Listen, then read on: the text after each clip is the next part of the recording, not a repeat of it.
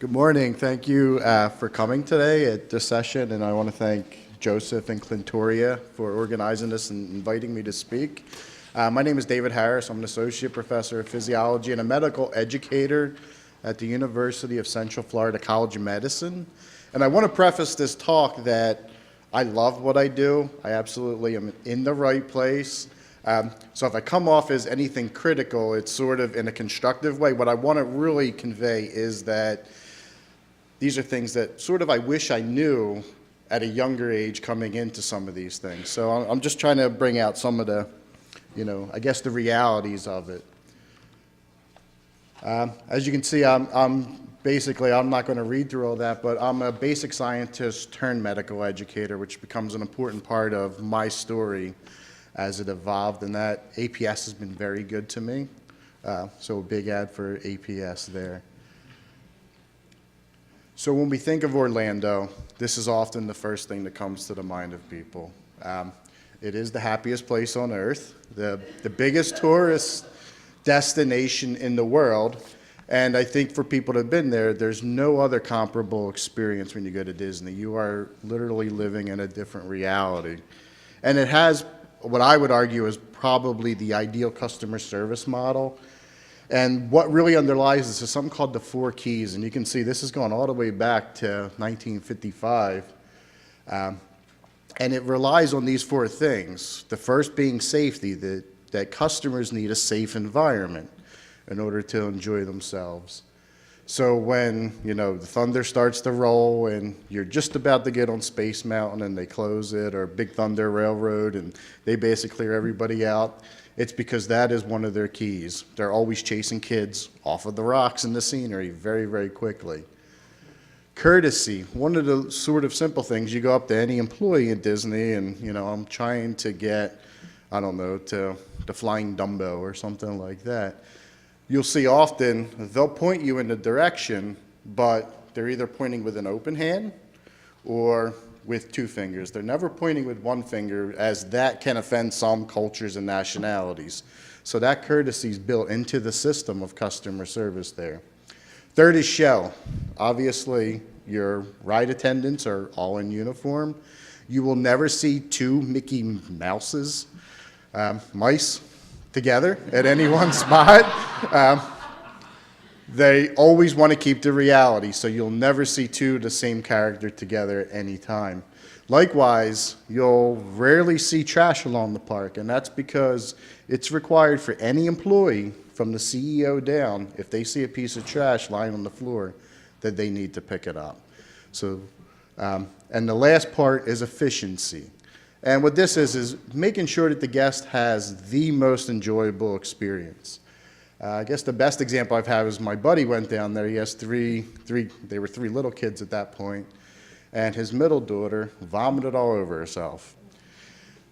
Made a mess on all her clothes. Where efficiency comes is a cast member of Disney saw that. Instantly, they said, pick out some new clothes. Here's some fast passes to the ride you missed while you were changing and going through the situation.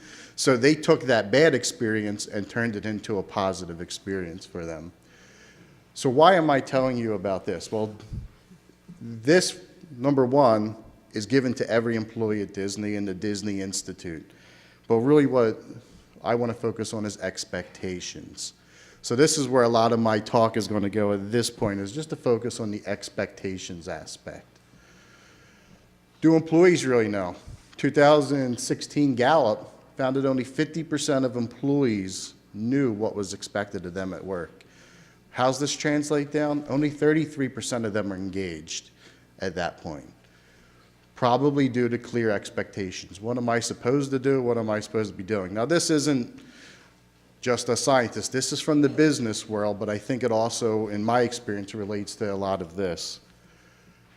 Another thing, when performance goals or expectations were given to an employee, they were 6 or 7 times more likely to be engaged. So this is sort of coming down from a supervisor, say, this is what I expect from you. That feeds into engagement. So the first place I start is, do applicants know before you take the job what's expected of them? And sort of this is a preface of I've been very lucky and fortunate, but I've had colleagues that have struggled a little bit in faculty positions. I'm embarrassed to say where this ad came from because the Michigan State ad looked very good and very detailed, so I'm not going to say what place this came from. But, you know, as I dissect it, things that I know now this is obviously probably geared toward research, but questions that immediately pop in my mind. Number one, prominent always, I'm a basic scientist in my past, but prominent means famous. And even in the research world, I don't know how many famous labs there are. You know, so I think it's putting on a pressure, I think, from day one. Externally funded, are they looking for NIH R01 that brings money to the institution? Some places have said, don't apply for that American Heart Grant. We're not getting any money for it. So, you know, is that important? Teach biochemistry and other courses. Joseph pointed out this. Am I expected to develop courses? What size courses am I expected to teach? I'm at University of Central Florida. Our campus is, we can't say the second largest university anymore, one of the largest in the country. We have 60,000 students. What size course am I expected to teach and what resources will be given to me? Service to the profession, which is always sort of, I guess this is a vague HR ad right here. What's expected? Editorials, study sessions, state of the art. I think like Dexter brought this up and even Lara with some of this. Who's determining state of the art, number one? We might have some great equipment, but some old buildings. And really just how's the lab broke up. So one of the first tips I would give is to always strive for clear expectations. And the sooner you can do this, I think the better in your career. You can see this is from the business world. This has been shown to lead to productivity and, importantly, retention, keeping employees happy. So why are expectations important? And this is echoing through a lot of what's already been stated here.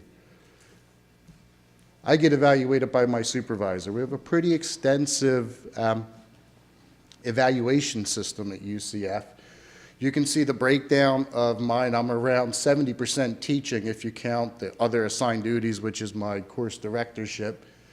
What's expected of me? I'm supposed to be a team player. We're actually a pretty small medical school, low numbers of faculty, so I stretch from physiology, which is my bread and butter, the pathophys, but I'm also expected to input into some of the doctoring courses and some of the things along those lines.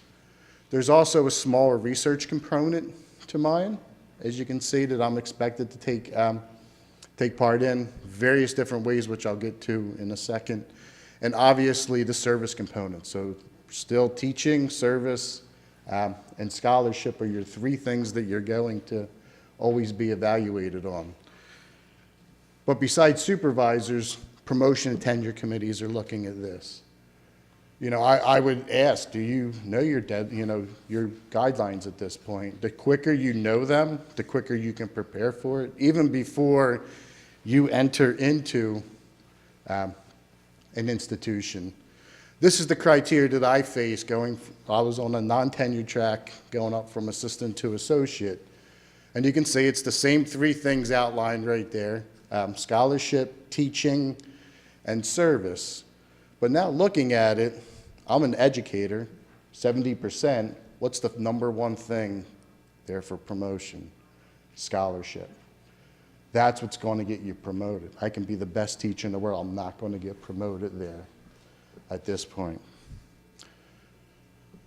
These criteria are important. We struggled a little bit at first at UCF with the new medical school with our criteria. They were set for research scientists. So when our first batch of faculty went up, they got hammered, they got denied promotion, and they left.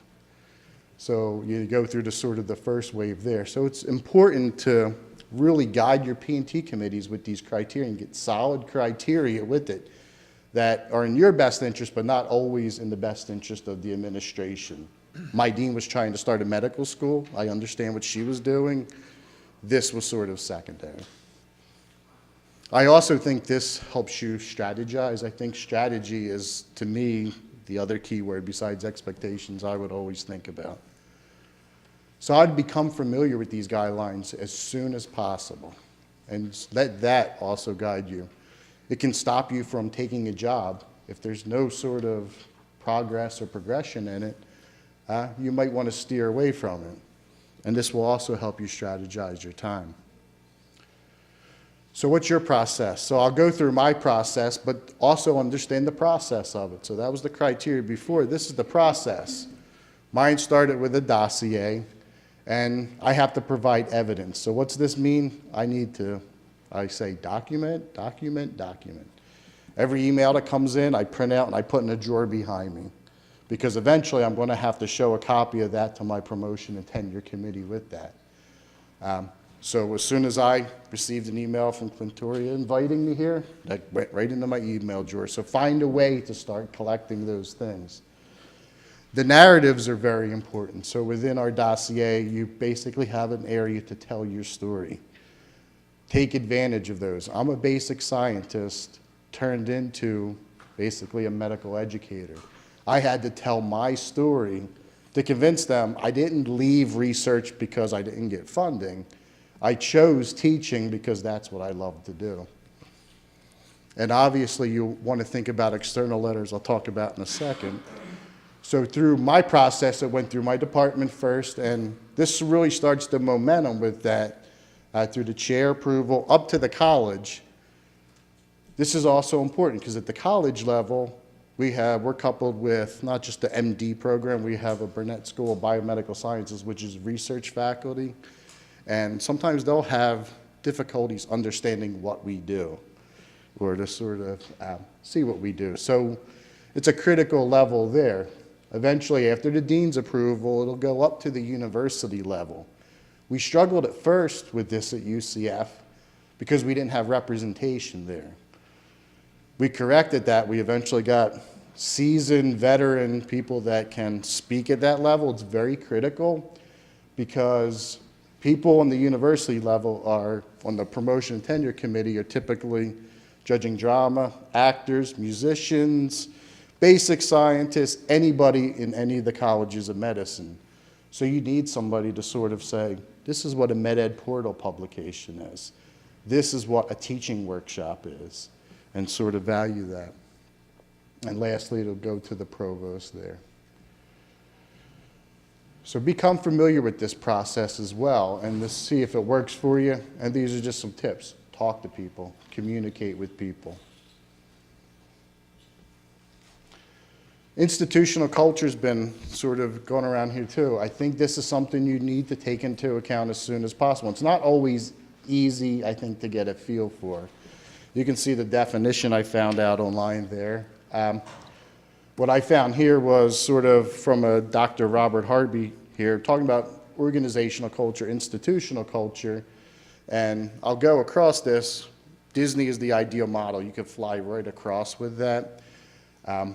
Their core belief being, give the customer the best experience ever. That customer will continue to come back and back and back and spend lots of money because it is expensive.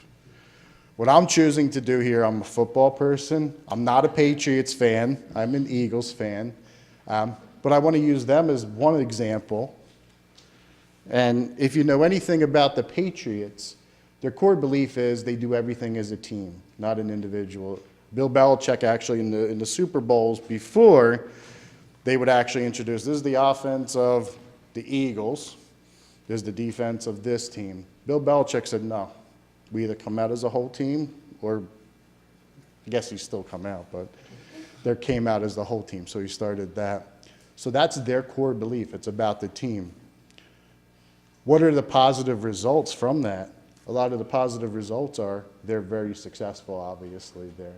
This is sort of the culture that Bill Belichick's created there. The fears, if you don't live up to this, whether you're a star player, you will be cut.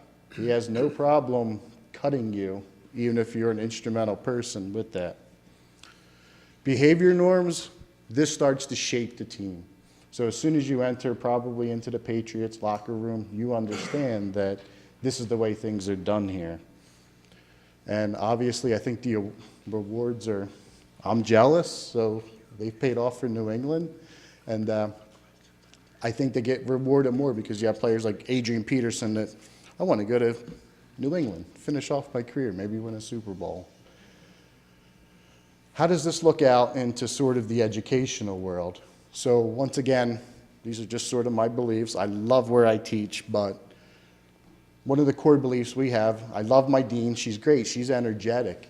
She also works from 7 in the morning till 11 at night. So she expects excellence from faculty, staff, and students. And this does have some sort of vibrations throughout the university. They value high board scores, good residency matches, and faculty value great student evaluations there.